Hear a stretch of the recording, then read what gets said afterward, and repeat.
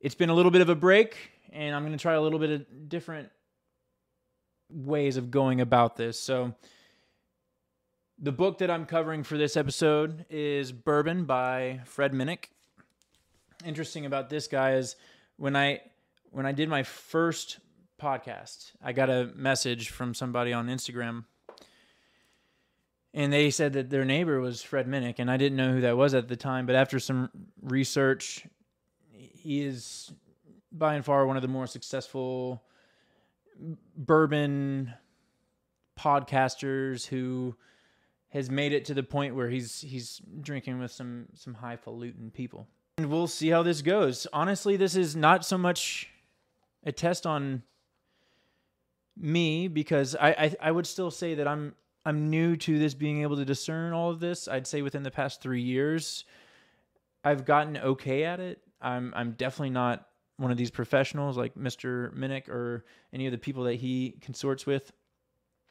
But it's double blind, so I don't know what's in what glass. We had to use one different glass, but I don't know what's in it.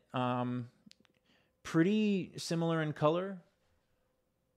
I'd say this one in the Evan Williams glass is a little bit darker than the other two. We'll see if I'm able to pick them out.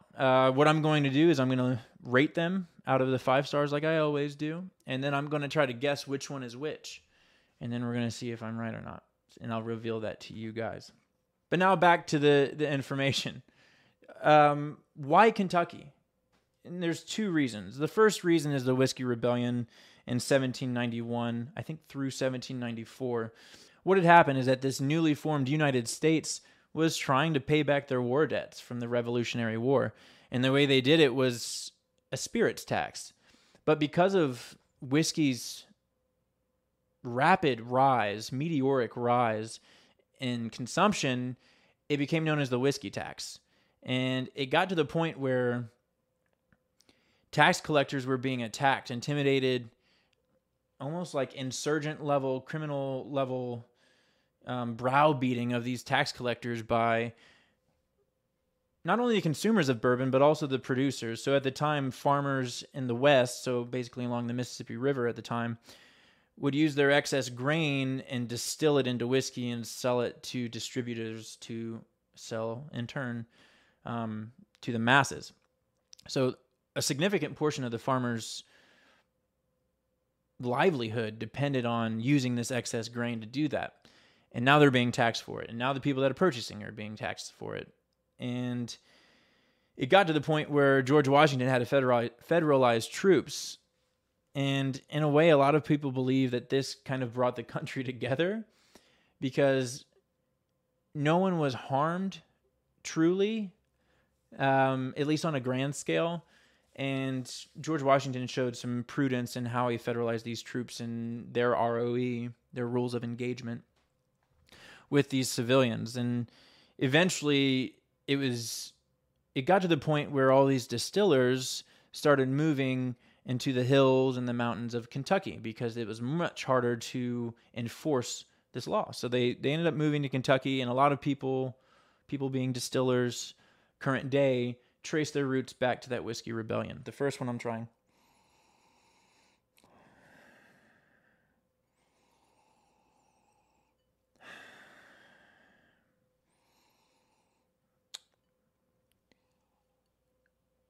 All right, so the smell, kind of like vanilla.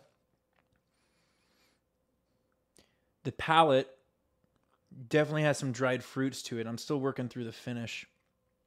It's got a good, strong black pepper finish. Doesn't really coat the mouth. Doesn't really coat the mouth, but it does hang around for a while. It's still sticking with me. As I breathe out, what is that? I'm like blowing directly into the mic.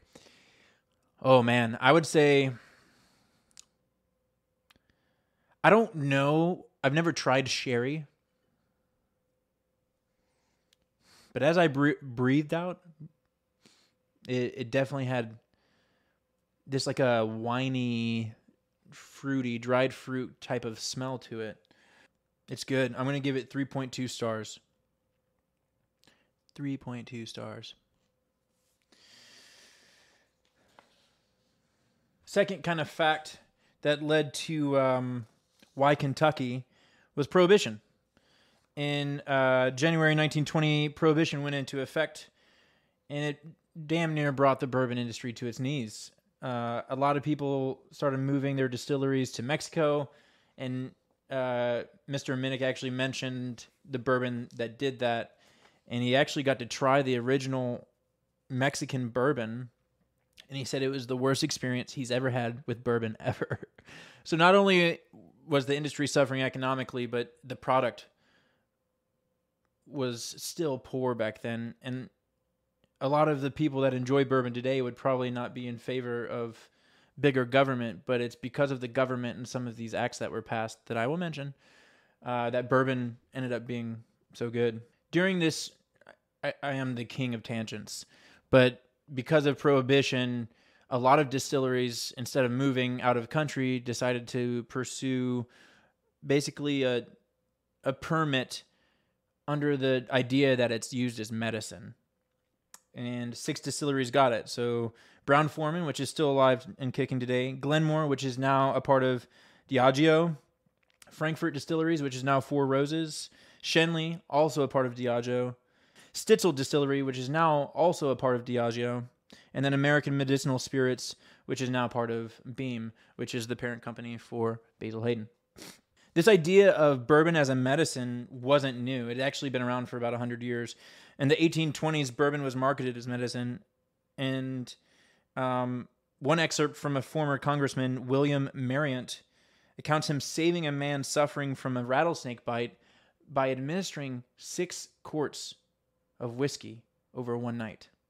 And he mentions at several points, he mentions, the pulse of the patient has gone deathly low, so I've force-fed him another quart of whiskey. I don't know what kind of man... This man ended up surviving. Shockingly, ended up surviving after 6 quarts and 6 quarts of bourbon and a rattlesnake bite. People were just made of tougher stuff back in the day. I am convinced of it. And then the second point that my research into the Prohibition yielded was probably the most interesting character I've heard of since Jordan Belfort, which is the man who made Wolf of Wall Street so famous. That was the story of Jordan Belfort. And this man's name was George Remus. Let me just list off some things. German immigrant who moved to the United States and eventually settled in Chicago in 1885. He ran a pharmacy because at a very young age because his dad was unable to work. Worked to the point where he got 2 pharmacies, got tired of it, became a lawyer. Practiced law for about 4 years, got tired of that, jumped on the opportunity that Prohibition offered up to him at the age of 25. And what he did was he found a loophole in what's called the Volstead Act, which is basically the whole Prohibition Act. So he found a loophole, and he was able to start purchasing bourbon and distilling bourbon without a permit. I didn't research enough to realize or to recognize how this happened, but it happened. And at one point, he owned 1/7 of all bottled and bond bourbon in the entire United States. And eventually, he sold that bourbon to Stitzel Weller and Brown-Forman. I almost said George Foreman. So at 25, he's actually accrued enough wealth to start attracting attention. He had $40 million to his name, which I haven't even looked up what that would be today, but I can assure you that in the early 1900s, 1925, I think is when he was worth $40 million.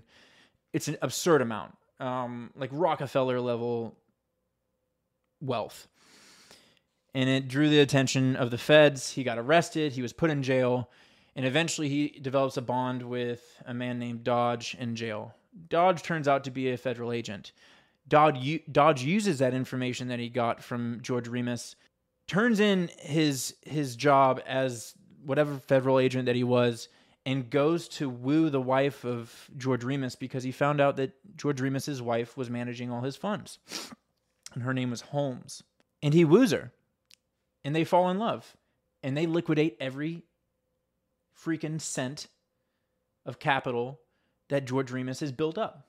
In fact, the amount of money that she sent to him while he was in jail was about $100. So of the $40 million of worth that he had accrued, he got 100 of it while in jail. Couldn't do anything about it. Furthermore, Dodge and Holmes tried to get him deported. And when that failed, and when he got out of jail, they paid a man $15,000 to kill him. And this man, I don't know if it was out of a brief lapse in conscience or he thought he was being double-crossed, but he let George Remus know. And at this point, Holmes filed for divorce from George Remus. And on the day of the proceedings where it was going to be finalized, George Remus had his cab follow Holmes's car, in effect chase her, and to the point where she had to get out and flee on foot through a park in Cincinnati, and he murdered her in cold blood in broad daylight with witnesses. In the ongoing trial, he decided to represent himself. And he pled insanity, temporary insanity due to the flame of passion from recognizing that his wife had betrayed him and sold all of his holdings. And he got it. And the prosecution tried to continue to get him into regular jail, and somehow through the proceedings of that, he was actually released early. After 7 months in an insane asylum, he was released. He married again. He led a very quiet life, and he died eventually at 73. Led an amazing, incredible life. I would love to see the movie for that. And at that, we're going to try our second bourbon. This is generally a challenge for me. What I'd love to see from you guys is what you think is going to win before you actually see which one's going to win, at least in my part. And then maybe even comment like what your favorite bourbon is. I'm always open to trying new things. I'm trying bourbons from different states, which almost feels like I might be written out of someone's will, probably, because of this. So I'm willing to try new things. Please share with me. Anyways, number 2.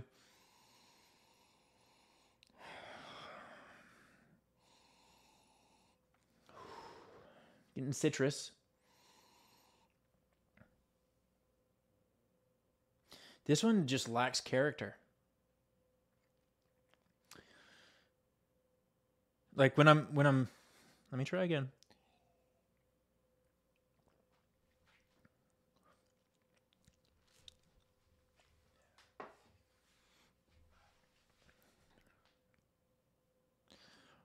I do get that smell up front. It's a really strong citrus scent.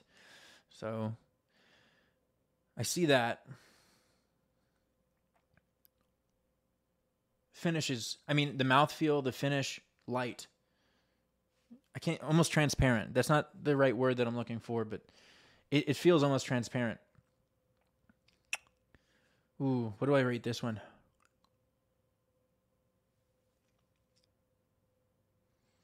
It lacks character. 2.7. 2.5. 2.5. I give this bourbon a 2.5. I think I gave the last one a 3.2, and this one's a 2.5. All right, so I mentioned a couple times that government saved bourbon, and I truly believe that. The first thing, and I've mentioned this one in the past, actually, because I looked it up when I was trying. It might have been McKenna Tenure, I think, because it said bottled in bond on the bottle. And what that's referencing is the Bottled in Bond Act of 1897. This was the government's attack on basically the middleman of bourbon sales. There were these wholesalers, distributors that would add the most random shit to bourbon to give it color, to give it something, some kick. Because at the time, bourbon would often seem opaque, if not completely pale. People would add things such as prune juice or water to cut the taste of it and make it more acceptable, or even tobacco spit to give it color. And this was common practice in the late 1800s. And so this Bottled in Bond Act attacked that, in that it designated a couple different things that forced the hands of these middlemen. One was that it had to be bottled at 100 proof. 2 was it had to be made from the same batch in the same season, and all of these things were housed in federal warehouses so that they could be regulated properly.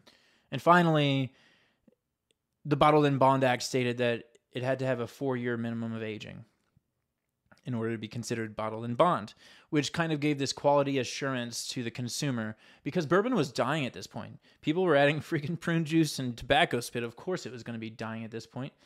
I would lose my shit if I drank some bourbon and came up with like a little bit of tobacco. I'd be, no. So I get why they did this. And this was all championed. And I know that presidents are not involved heavily in every bill or law. But at the time, and especially with bourbon, presidents were worried. Bourbon was bringing in 13% worth of total government revenue at some points throughout history. So presidents took notice of bourbon, and there were several that actually lended to creating the bourbon that is today. So that first one, the Bottled in Bond Act, was signed by President Grover Cleveland. The second act was the Pure Food Act, signed by President Theodore Roosevelt, an act that basically forced distillers' hands at this point into labeling their bottles correctly. And by correctly labeling, I mean, if it were a straight whiskey, it had to be from the same batch in the same season, and it had to be labeled as such. If they blended any different seasons or any different type of bourbons, it was immediately forced to be labeled blended whiskey. And so he signed that. And then furthermore, President William Taft, just 3 years later, spent 7 months defining what whiskey actually was.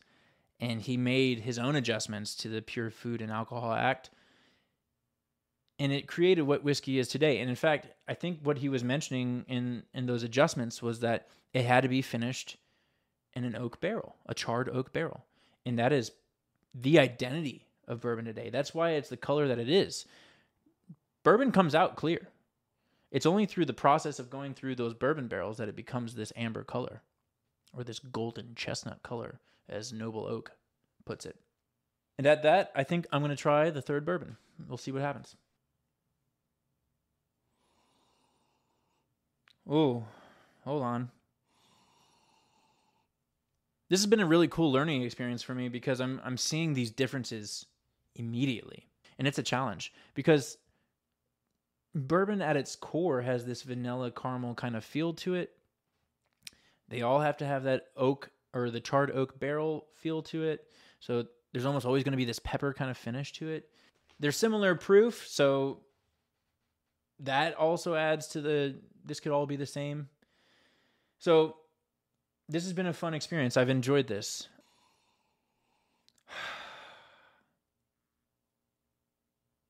I'm getting raisins. Ooh, okay. This one's going to be, this one's going to punch. Oh. At first, you're not getting anything. I'm getting some of that, like I said, the raisins, and it might just be because I primed myself with the nose. But I'm also getting a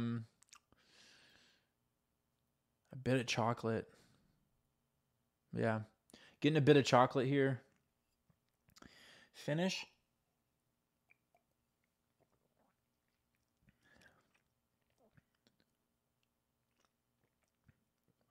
It's fresh. It's clean. What I'm going to say is 2.9. No, 3. I'm going to give it a 3. So that one, so the very first one I tried, 3.2. The second one I tried 2.7. And then this third one that I just tried is a 3.0. Now to guess. So the first one, Noble Oak. The second one, I'm going to say that one was the Basil. Or Basil. Twins Basil. And then the third one then would be the TX Texas Straight Bourbon Whiskey. Which is sad. Because what that means is that Kentucky Bourbon finished 3rd out of 3. Now, I have to admit that prior to doing this, I chose an Ohio bourbon and a Texas bourbon that both had won awards recently. And then I chose an entry-level bourbon that is meant for new bourbon drinkers from Kentucky.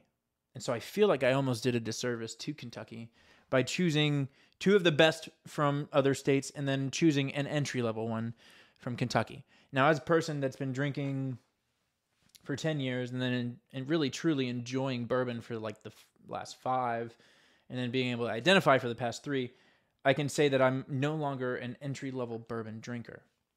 All right, so the bourbon bottles have been shifted. Basil Hayden corresponds to number 1. Noble Oak corresponds to number 2. TX Texas Straight Bourbon Whiskey is number 3. And I kept the glasses in the same order. That's number 2. So Noble Oak takes the number 1 spot.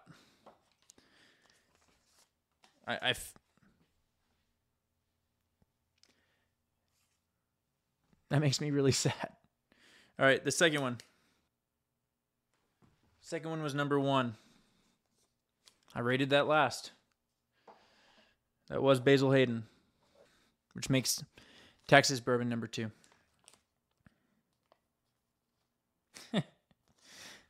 Oh, man. I always joke about other states' bourbons. Why would you ever try that? But these other states' bourbons got hands. And that's it for this episode. The TX Texas bourbon. I hope I'm not out of Dad's will.